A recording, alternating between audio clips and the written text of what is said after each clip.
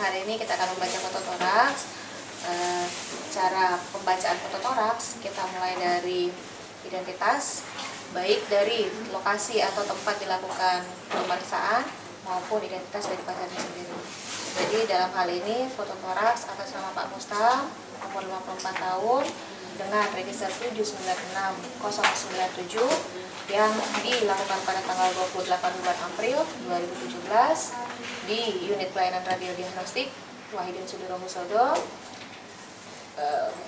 Fototoraks posisi AP, kebetulan ini memang sudah dilengkapi dengan penulisan posisinya. Kemudian marker terpasang di sebelah kanan, right side.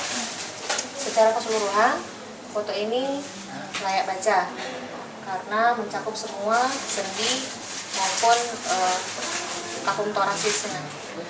Untuk selanjutnya, pembacaan sebaiknya harus sistematis, kita mulai dari luar sampai ke dalam. Jadi kalau untuk foto pasien ini sendiri,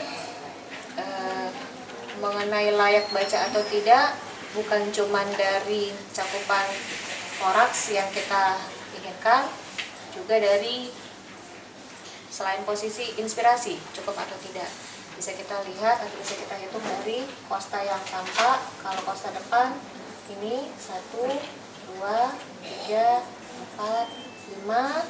Memang sebaiknya kalau kosta depan memotong diafragmanya itu di kosta 5 atau kosta 6. Sementara kalau dari kosta bagian belakang yang kita hitung, jadi 1, 2, 3, 4, 5, 6, 7, 8, 9, 10. Normalnya memang memotong di kosta belakang 10 atau 11. Seperti itu. Diafragma yang tampak juga lebih tinggi yang kanan dibandingkan yang kiri. Oke, kita mulai dari luar. Jadi untuk soft tissue tampak normal, tidak ada kelainan. Tulang-tulang yang terscan juga tampak limpa, tidak ada fraktur. Kemudian sudut kosopainicus tajam. Kan ini sudut kardiak phrenikusnya juga betul. Ini tampak tajam atau tidak cukup.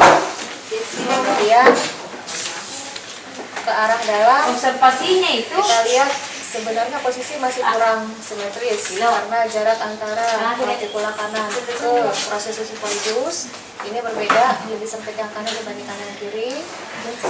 Kemudian apalagi yang tampak. Oke. Untuk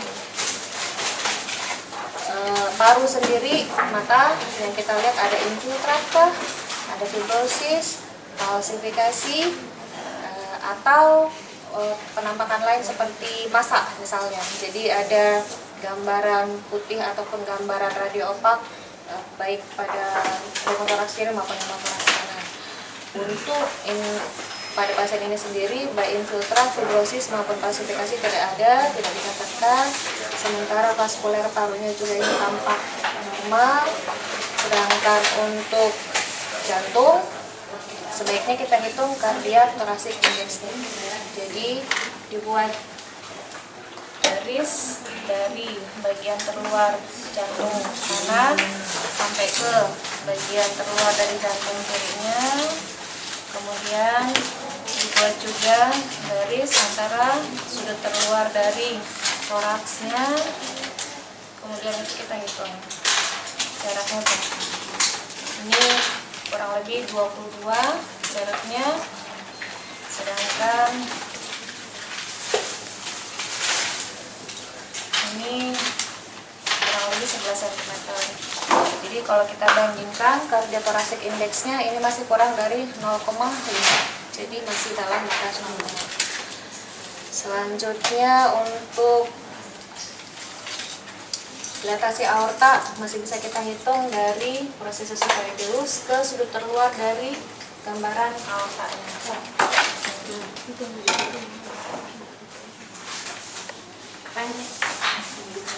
Ini nilainya kurang lebih 4. Sebenarnya kalau nilai normal kurang lebih 2,5 cm. Jadi kemungkinan besar ini sudah bisa dikatakan ada dilatasi aorta. Untuk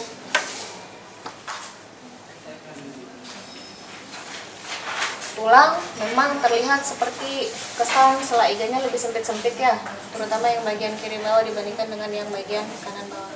Tapi bisa saja memang karena faktor dari pasiennya sendiri. Contoh, kalau pasiennya susah bernafas, dalam arti sulit untuk menarik nafas dalam, maka ya cenderung untuk tampak lebih sempit sela iganya dibandingkan yang normal.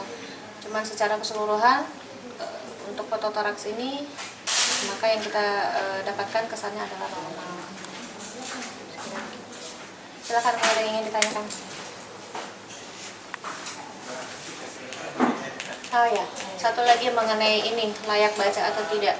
Jadi untuk proses sifoideus itu proses venosus itu sebaiknya memang terlihat sampai kurang lebih di ICS 3 maupun ICS 4. Bukan ICS, sorry. Kostal.